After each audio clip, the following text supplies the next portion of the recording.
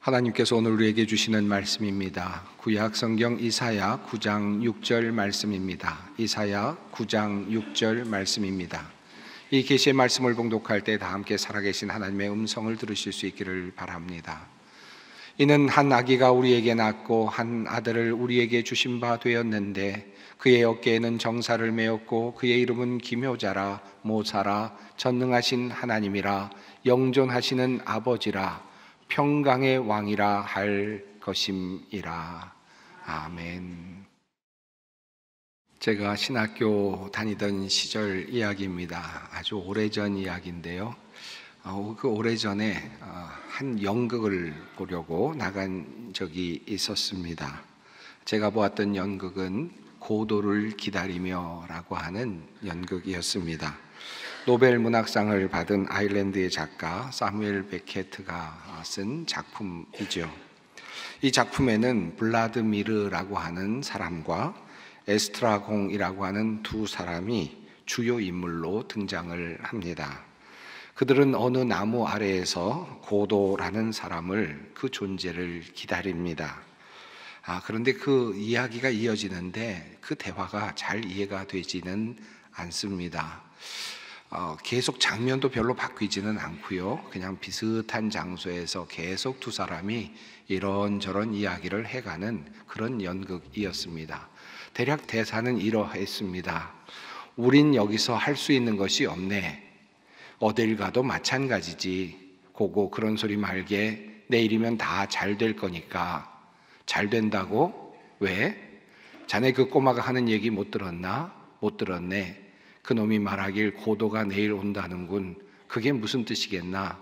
여기서 기다려야 한다는 뜻이지 뭐. 내일 같이 목이나 매세 고도가 안 온다면 말이야. 고도가 오면 그럼 사는 거지.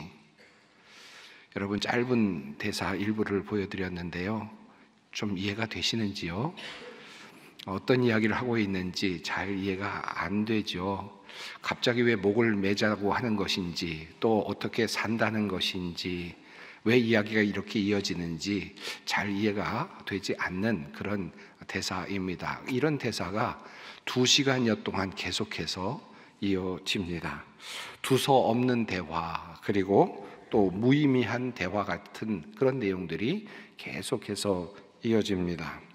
또 심지어는 대화가 제대로 이어지지도 않습니다. 한쪽에서는 밥은 먹었느냐라고 묻는데, 그런데 그 대답을 하는 다른 쪽에서는 나는 술이 싫어라고 그렇게 대답을 하는 그런 대화의 연속이었습니다.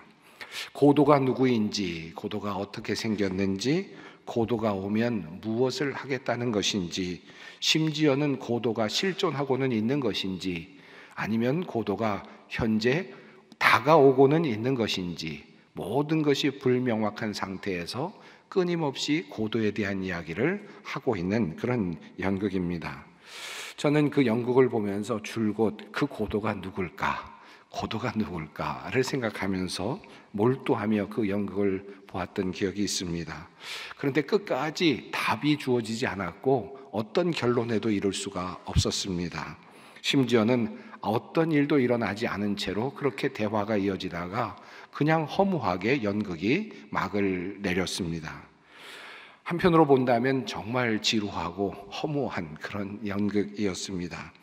서로 실망한 표정을 억누르고 감춘 채로, 그래도 노벨상을 받았다는 작품이니까 뭔가 느꼈다는 듯이 뭔가 표정을 좀 관리하면서 그렇게 바깥으로 나오고 있었던 차에 어떤 한 젊은 친구가 이렇게 외치는 소리가 들렸습니다. 와, 설교보다 더 지루한 것이 여기 있었네. 신학생인 저는 뜨끔했고요. 그리고 또 한편으로는 가장 적절하게 표현했다라는 생각도 들기도 하고, 여러 가지 만감이 교차했던 그의 평가가 지금도 또렷하게 기억이 납니다. 오늘 설교도 지루할 수 있을 겁니다. 그런데 그래도 고도를 기다리며 연극보다는 괜찮을 것 같으니까 그러니까 좀 참고 설교를 들어주시면 좋겠습니다. 이 작품이 1953년에 초연되었습니다. 그런데 이 초연이 있은 후에 고도가 무엇일까에 대한 많은 이야기들이 또 많은 견해들이 등장을 했다고 합니다. 고도라는 그 표현이 영어 단어로는 G-O-D-O-T 이렇게 되어 있기 때문에 아마도 앞에 있는 G-O-D, 그러니까 하나님을 의미하는 것 아니냐, 신을 의미하는 것 아니겠느냐라는 해석도 있었다고 하고요. 또 어떤 이들은 자유다라고 그렇게 말을 하는 사람들도 있었다고 합니다. 그러나 실제로는 어느 누구도 그 고도가 무엇인지에 대해서 말을 하지는 않았습니다. 작가조차도 그것이 무엇인지 분명하게 밝히지 않았다고 합니다. 고도를 기다리며 라고 하는 이 연극은 우리가 무언가 마냥 기다리고 있다라는 사실을 우리에게 확실하게 알려주고 있는 그런 연극이 아닐까 생각을 합니다. 무엇을 기다리는지는 잘 모르겠는데, 어떤 것을 기다리고 있는지는 잘 모르는데 뭔가를 계속 기다리고 있는 우리들, 바로 그 우리들의 모습을 우리에게 상징적으로 보여주는 듯 보입니다. 밥은 먹었느냐라고 하는 질문에 대하여 나는 술이 싫어라고 말하는 그 대화 속에서 그들은 그저 각자 생각에 몰입하면서 마치 대화를 하는 것 같지만 대화도 이루어지지 않는데도 불구하고 각자 그저 자기가 원하는 무엇인가를 기다리고 있는 듯한 그런 이야기가 그 연극의 주된 흐름이 아닐까 하는 생각이 들었습니다. 사랑하는 성도 여러분, 과연 우리는 그러면 무엇을 기다리고 있습니까?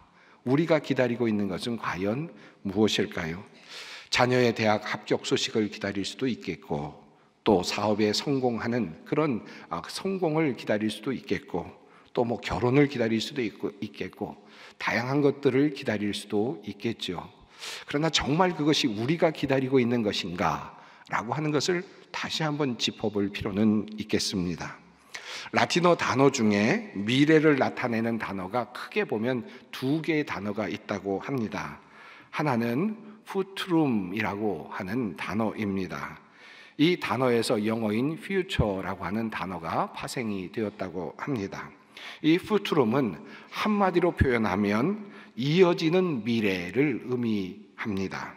자, 어제가 오늘로 이어지고 오늘이 내일로 이어지지요. 이렇게 이어지고 있는 미래입니다. 사실 그런데 이 미래는 변화가 별로 없습니다.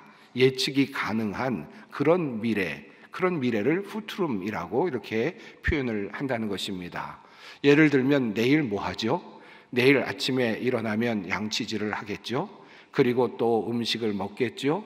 혹은 또 출근할 수 있도록 또 옷을 입겠죠. 출근을 하겠죠. 그곳에 가서 또 회사에서 일도 하겠죠. 나름의 이런저런 일들을 하고 또 퇴근을 하겠죠. 그리고 와서 저녁을 먹고 또 잠자리에 들겠죠. 이렇게 이어지는 미래입니다. 예측이 가능한 미래. 그래서 사실은 이 미래는 닫혀있는 미래일 수도 있겠습니다. 우리가 종종 내일 뭐 할 거야? 라고 물었을 때 대답할 수 있는 미래, 그 미래가 바로 futurum이라고 하는 미래입니다. 그런데 라틴어에는 또 다른 단어로 사용되는 미래 의미가 있는데 그 단어는 바로 adventus라고 하는 단어라고 합니다. 이 단어는 우리에게 다가오고 있는 미래를 우리에게 의미하고 있습니다. 조금 설명이 필요하겠습니다. 만약 우리에게 11월 13일, 2025년 11월 13일이 무슨 날입니까? 라고 묻는다면 일반인들에게는 그저 가을의 어느 날, 1년 후쯤의 어느 날쯤 되겠죠. 눈이 올 수도 있고 비가 올 수도 있고 흐릴 수도 있고 맑을 수도 있는 낙엽이 떨어지는 가을의 어느 날이라고 그렇게 말을 하실 것입니다. 조금 아시는 분이 있다면 그날은 대학 수학 능력 시험이 있는 날이다 라고 대답을 하실지도 모르겠습니다. 그래서 그분들은 그렇게 말씀하시면서 출근이 조금 늦어지는 날이라고 이야기를 하실 수도 있겠고 조금 교통이 복잡한 날이라고 말씀하실 수도 있겠습니다. 한마디로 말하면 그저 예측이 가능한 미래입니다. 누구에게나 느껴질 수 있고 또 오게 되는 미래이죠. futurum에 해당이 되겠습니다. 그런데 이 날이 어떤 사람에게는 futurum이 아닌 다른 의미가 될 수가 있습니다. 내년에 2025년에 대학 입시를 준비하는 학생이나 그 가족은 지금 벌써 그날이 며칠 앞으로 다가오고 있는지를 세어가고 있을 것입니다. 그날은 하루하루 다가오고 있는 미래이죠. 그야말로 아드벤투스가 되는 것입니다. 어떤 여성이 아이를 가졌습니다. 4개월이 되었습니다. 이제 조금씩 배가 불러올 것이고, 그리고 아기의 움직임이 느껴질 것이고요. 그리고 마침내 산딸이 되면 그 아이는 태어날 것입니다.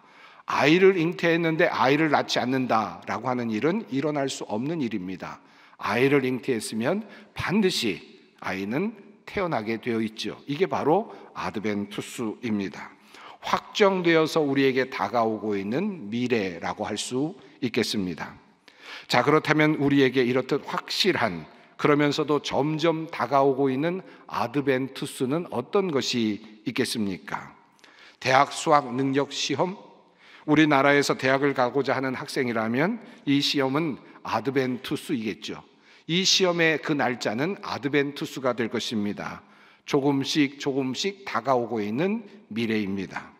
아기를 임신한 여인에게 아기가 태어나는 그 날은 아드벤투스입니다. 그 날은 정해져 있고 다가오고 있습니다. 빌린 돈을 갚는 날, 그 날도 아드벤투스이죠. 점점 더 그날이 다가오고 있고 그날 반드시 나는 빌린 돈을 갚아야 할 것입니다. 교도소 생활을 하고 있는 수감자들에게 또 다른 아드벤투스가 다가오고 있죠. 석방의 날, 해방의 날, 이제 자유의 몸이 되는 그날을 손을 꼽아 기다리고 있을 것입니다. 그것이 바로 그들에게는 아드벤투스가 되는 것입니다. 그러나 확실히 올지 안 올지 모르는 미래들도 있습니다. 대부분은 오지만 오지 않을 수 있는, 나에게는 오지 않을 수 있는 미래가 있을 수 있습니다. 젊은 여성과 남성들에게 내가 결혼하는 날 있을 수도 있지만, 대부분 사람들은 결혼하는 날이 있겠지만 평생 동안 그 결혼한 날이 오지 않을 수도 있겠죠. 암에서 완치되어 해방되는 그날, 모든 암을 앓고 있는 모든 사람들이 바라고 있는 그 날이지만 어떤 사람에게는 그 날이 올 수도 있지만 어떤 사람에게 그 날은 오지 않을 수도 있겠습니다. 아기를 임신하게 되는 날도 어떤 사람에게는 가능하지만 어떤 사람에게는 불가능할 것입니다. 이런 것들은 오고는 있지만 또 올 수도 있지만 오지 않을 수도 있는 우리의 미래일 것입니다. 자, 그렇다면 우리 모두에게 오고 있는 미래가 있다면, 우리 모든 인류에게 다가오고 있는, 나를 포함해서 어느 누구도 예외 없이 다가오고 있는 확정된 미래, 아드벤투스가 있다면 그것은 무엇이겠습니까? 그것은 아버지의 죽음, 어머니의 죽음, 그리고 나의 죽음, 바로 그것이죠. 이것은 정해져 있고 오고 있고 확실합니다. 이것이 다가오고 있고 그것은 우리의 아드벤투스, 미래입니다. 이것이 우리의 확정된 미래이고 시시각각 다가오고 있는 미래라면 과연 우리는 그런 상황 속에서 무엇을 기다리고 있을까? 거절할 수 없는 우리의 미래, 죽음이라고 하는 우리의 미래, 이 아드벤투스를 앞에 두고 우리는 무엇을 기다리고 있습니까? 그냥 죽음을 기다리고 있습니까? 우리는 과연 그 죽음을 그대로 맞이할 것을 기다리고 고대하고 있습니까? 확정되어 다가오고 있는 그 죽음에 대하여 우리는 무엇을 할 수 있습니까? 어쩌면 우리가 기다리고 있는 그것은 이 확정되어 다가오고 있는 이 죽음이라고 하는 아드벤투스를 어떻게 물리칠 수 있을까? 어떻게 극복할 수 있을까? 혹시 극복할 수 있지 않을까라고 하는 바로 그 기대, 그것을 가지고 무엇인가를 기다리고 있지 않을까요? 로마서 7장 24절에서 그러므로 바울은 이렇게 고백하지 않습니까? 오호라, 나는 곤고한 사람이로라. 이 사망의 몸에서 누가 나를 건져내랴. 내가 죽어가고 있고 내가 죽는 것이 확정되어 있는 이 상황 속에서 누가 나를 건져낼 것인가? 이것이 우리의 고백이고 우리의 기다림이 아니겠습니까? 한 사형수가 있습니다. 사형일이 언제인지 확정은 안 되었지만, 아니 이미 확정은 되었겠죠. 자기 자신이 모르겠죠. 그날이 하루하루 다가오고 있음을 느낄 것입니다. 그날은 반드시 올 것입니다. 확정된 미래 사형 집행일, 아드벤투스는 오고 있죠. 그런데 그가 그 확정된 미래를 예측하고 있으면서 만약에 그가 간절히 기다리고 있는 것이 있다면 무엇일까요? 그것은 바로 다가오고 있는 그 사형 집행의 그 집행이 취소되는 것, 소멸되는 것, 그야말로 석방의 소식, 해방의 소식일 것입니다. 사형수가 기다리고 있는 바로 그 고도는 바로 자유, 해방입니다. 그래서 그런지 고도를 기다리며라는 연극과 관련된 매우 흥미로운 기록이 하나 있습니다. 처음 연극이 발표되고 나서 대부분의 많은 평론가들이 그 연극에 대하여 혹평을 쏟아내었다고 합니다. 그런데 반면에 한 곳에서는 아주 엄청난 열렬한 환영과 찬사를 받았다는 것입니다. 그것이 어디였느냐 하면 캘리포니아에 있는 샌퀸틴 교도소였습니다. 그 교도소에서 이 연극이 상영되었는데 그 연극을 본 죄수들은 그 연극이 끝난 다음에 기립박수를 쳤고 눈물을 흘렸다라고 하는 기록이 있습니다. 횡설수설하는 것 같은, 자기 말만 하는 것 같은 그 대화 속에서 그들은 분명히 기다리고 있는 것이 있었습니다.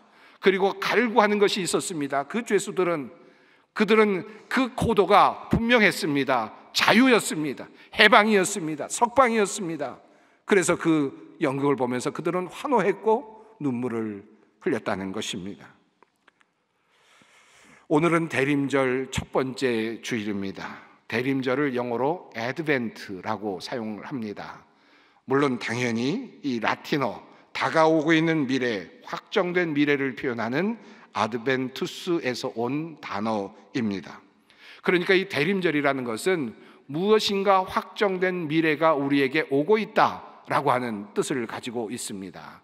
무엇인가 우리에게 오고 있다. 대학 입시 시험의 날짜가 오고 있는 것처럼 무엇인가가 우리에게 다가오고 있다라고 하는 것을 의미하는 단어가 애드벤트입니다. 그리고 우리는 그 말을 한국말로 대림절이라고 그렇게 표현하고 있습니다. 우리에게 다가오고 있는 것이 있다면 무엇일까요? 죽음 이외에 우리 앞으로 다가오고 있는 것이 혹시 있을까요? 우리 모든 인류에게 다가오고 있는 이 아드반투스라고 하는 이것, 이 죽음 이외에 우리에게 공이 다가오고 있는 무엇이 과연 있을까요? 성경은 우리에게 말씀합니다. 있다는 겁니다. 그리고 이사야서는 우리에게 이렇게 예언합니다. 이는 한 아기가 우리에게 낳고 한 아들을 우리에게 주신 바 되었는데 그의 어깨에는 정사를 메었고 그의 이름은 기묘자라 모사라 전능하신 하나님이라 영존하시는 아버지라 평강의 왕이라 할 것임이라. 한 아기가 온다는 겁니다. 한 아기가 잉태되었다는 것입니다. 이사야의 그 환상 속에서 그는 하나님께서 이미 한 아기를 예정하시고 이 땅에 보내실 것을 확정하신 것을 보았습니다. 한 아기가 온다. 그 아기가 오면 이 모든 세계를 통치하실 것이고 기묘자로서 모사로서 전능하신 하나님으로서 영존하시는 아버지로서 평강의 왕으로서 이 모든 문제를 해결하시고 인간의 모든 문제를 풀어내시고 평강의 왕으로 우리를 통치하실 것이다. 한 아기가 온다는 겁니다. 우리의 인생에 있어서 한 가지 확실한 아드벤투스가 있다면 바로 죽음인데, 그런데 성경은 우리에게 그것 외에 하나 더 아드벤투스가 오고 있다라고 우리에게 말씀합니다. 그리고 이 아드벤투스는 모든 인류에게 해당되는 하나님의 선물이기도 합니다. 앞서 이 말씀을 하시기 전에 이사야서 9장 1절 이후에서 인간의 실존의 상태를 성경은 이렇게 표현했습니다. 전에 고통받던 자들, 그리고 2절에서는 흑암에서 거하는 자들이라는 표현이 나옵니다. 인간들의 모습이 그대로 역력하게 드러나고 있습니다. 깜깜한 중에 고통을 받으며 무엇을 기다리고 있는지도 모르는 상태에서 고통을 받고 있는 사람들, 그 사람들의 모습, 그리고 결국은 죽음을 향하여 나아가고 있는 바로 그 사람들, 인류 모든 인간들, 그들을 향하여, 그들을 위하여 한 아기가 온다는 것입니다. 이 아기가 온다는 말은 이미 이 아이가 하나님의 계획 안에 들어있다는 것이고 하나님의 계획 안에 잉태되어 있다는 의미입니다. 그리고 마침내 마리아의 몸에 오시게 된 것은 이사야의 예언 후 오랜 후의 이야기입니다마는 하나님은 이미 이사야가 예언을 하던 그때, 아니 그 전에 이미 하나님은 아들을 내어 놓으셨습니다. 그리고 그것은 확정된 미래가 되었습니다. 그러므로 아들은 우리에게 옵니다. 확정된 미래로 다가옵니다. 어두운 곳에서 고통을 받고 있는 이들을 위해, 사망 권세 아래 눌려있는 이들을 위해 한 아기가 온다는 것입니다. 그는 오셔서 고통받는 이들의 통치자가 될 것이며 놀라운 일을 하실 것이며 전능하시며 권좌에 앉으신 분으로 하나님으로 불릴 것이고 평화의 왕이라 불려질 것이라는 것입니다. 이 말씀 중에 기묘자라고 하는 표현이 나옵니다. 이 기묘자라고 번역된 표현을 영어로는 이렇게 번역을 합니다. wonderful이라는 표현으로 사용을 하였습니다. 다시 말하면 놀라운 일을 하실 분이다 라는 것입니다. 아주 환상적인 일을 하실 것이다, 멋진 일을 하실 것이다, 우리를 위하여 멋진 일을 하실 분이 오신다 라고 하는 그런 말씀입니다. 한 아기가 올 것입니다. 자, 그렇다면 이 한 아기가 올 것이라고 하는 이 예언은 어떻게 이루어졌고 또 우리는 그것을 어떻게 알고 있습니까? 한 아기가 올 것이라고 하는 이 이사야의 예언을 그대로 받아서 그것이 이루어졌음을 우리에게 알려주고 있는 매우 중요한 복음서가 있습니다. 바로 누가복음입니다. 이 누가복음은 이사야의 말씀을 여러 가지로 인용하면서 바로 그 예언이 이 땅에서 예수 그리스도 안에서 이루어졌다는 사실을 우리에게 증명하고 증거하고 있습니다.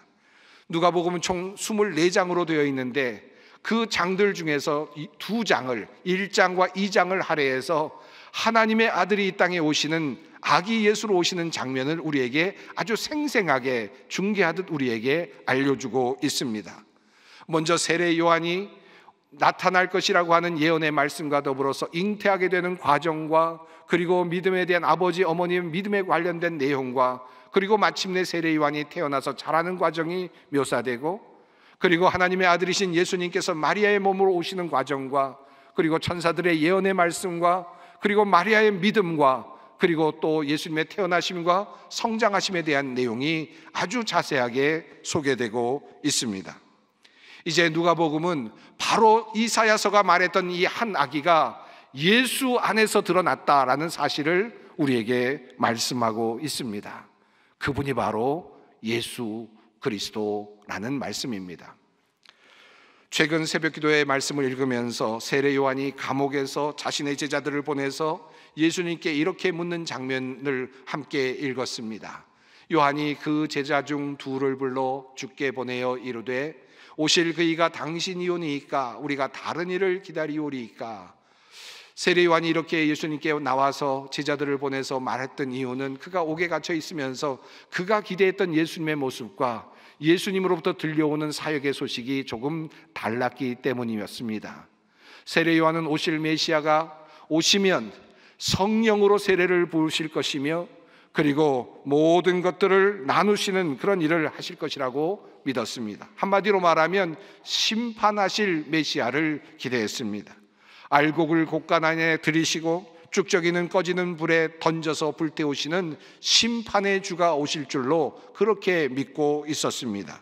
그런데 그런 이야기가 들리지 않자 세례 요한은 실망한 듯 예수님께 오실 그이가 당신이 맞습니까? 라는 질문을 던졌습니다. 이 말씀을 이사야서의 말씀을 연결해서 표현한다면 이런 뜻으로 풀 수 있습니다. 한 아기가 태어날 것이다 라고 하는 그 예언의 말씀을 믿고 이제 예수님을 믿었는데 예수님이 그 아이가 맞습니까? 라고 하는 질문입니다. 그 오실 메시아 한 아이가 온다라고 하는 그 말씀에 나오는 그 주인공이 당신이 맞습니까? 라고 하는 세례 요한의 질문이기도 합니다. 이 질문에 대하여 예수님께서는 이렇게 대답을 하시죠. 예수께서 대답하여 이르시되 너희가 가서 보고 들은 것을 요한에게 알리되 맹인이 보며 못 걷는 사람이 걸으며 나병 환자가 깨끗함을 받으며 귀먹은 사람이 들으며 죽은 자가 살아나며 가난한 자에게 복음이 전파된다 하라. 이 말씀은 그저 단순한 예수님의 사역의 현장을 묘사하는 말씀처럼 보이지만 그 말씀보다 더 깊은 의미가 담겨 있었습니다. 이사야서의 말씀 안에 들어있었던 한 아기의 모습을 예수님께서는 이제 이렇게 다시 그려내 보여주고 계시는 것입니다. 예수님께서는 첫 번째로 나사렛에서 설교 말씀을 하실 때 누가복음에 따르면 이사야서 61장을 인용하셨습니다. 주 여호와의 영이 내게 내리셨으니 이는 여호와께서 내게 기름을 부으사 가난한 자에게 아름다운 소식을 전하게 하려 하심이라. 나를 보내사 마음이 상한 자를 고치시며 포로된 자에게 자유를, 갇힌 자에게 노임을 선포하며. 한 아기가 온다라고 하는 그 말씀의 예언의 말씀의 뜻이 무엇인가? 성령을 받으신 그 주님께서 가난한 자에게 복음을 전파하시고 마음이 상한 자를 고치시며 포로된 자에게 자유를 선포하신다라고 하는 말씀입니다. 그 아기는 그런 일을 할 것이다 라는 말씀입니다. 이사야서 29장 역시 이렇게 예언합니다. 그날에 못 듣는 사람이 책의 말을 들을 것이며 어둡고 캄캄한 데에서 맹인의 눈이 볼 것이며, 또 이사야서 29장은 이렇게 말씀합니다. 가난한 자가 이스라엘의 거룩하신 이로 말미암아 즐거워하리니. 또 이사야서 35장은 이렇게 선언합니다. 그때에 맹인의 눈이 밝을 것이며 못 듣는 사람의 귀가 열릴 것이며 그때에 저는 자는 사슴같이 뛸 것이며 말 못하는 자의 혀는 노래하리니. 또한 이사야서 26장 19절은 예언합니다. 주의 죽은 자들은 살아나고 그들의 시체들은 일어나리이다. 티끌에 누운 자들아 너희는 깨어 노래하라. 아들이 온다, 아드벤투스 예언하였던 이사야의 그 아들의 예언은 바로 이런 말씀의 모습 속에 드러나고 있습니다. 죽은 자를 살리고 맹인의 눈이 보이도록 밝히 열어주시고 귀를 열어주시고 저는 자를 걷게 하시는 주님, 그 아들의 오심입니다. 주님께서는 그래서 세례 요한에게 이렇게 말씀하신 겁니다. 맹인이 보며 걷는 사람이 걸으며 나병 환자가 깨끗함을 받으며 귀먹은 사람이 들으며 죽은 자가 살아나며 가난한 자에게 복음이 전파된다 하라. 죽음을 향하여 달려가고 있는 인간, 그리고 아무 희망도 없는 인간에게 한 아기가 오십니다. 그리고 죽음 속에서 고통당하며 죽음의 공포 속에서 두려움으로 살아가고 있는 사람들, 또 여러 가지 고통 속에서 눈물을 흘리고 있는 모든 사람들의 그 고통을 덜어주시고 눈물을 닦아주십니다. 한 아기가 온다. 예수 그리스도는 그런 분이십니다. 죽음을 향해 달려가고 있는 우리, 고통 속에 살아가고 있는 우리의 현실, 주님은 오늘도 말씀하십니다. 아드벤투스, 애드벤트, 한 아기가 온다. 여러분을 향하여 오시는 주님이십니다. 여러분을 고치시기 위해서 여러분의 눈을 열어주시고 여러분의 마음을 열어주시고 여러분의 귀를 열어주시고 그리고 어긋나서 걷고 있는 우리의 다리를 고쳐주시고 우리의 생명을 열어주시고 사망에서 건져주시기 위해 주님께서 오십니다. 한 아기가 온다. 이 기쁨의 소식이 우리 모두에게 참된 복음이 되기를 간절히 소망합니다. 기도하겠습니다. 사랑이 많으신 하나님, 우리에게 그토록 기다리는 구원을 허락하시니 감사합니다. 한 아기를 예정하시고 확정된 미래가 되게 하시고 그 아들을 통하여 우리를 구원하시고 참 자유와 해방을 얻게 하시니 감사합니다. 이제 그 오신 아기를 우리 마음에 모시기를 원합니다. 우리 마음이 주님을 품게 되고 주님을 잉태할 때 하나님의 나라, 그 자유와 해방이 확정된 미래 아드벤투스가 될 것을 믿습니다. 이번 대림절이 아기로 오시는 주님을 내 안에 모시고 하나님의 나라를 잉태하는 복된 시간이 되게 하옵소서. 예수님의 이름으로 기도드립니다. 아멘.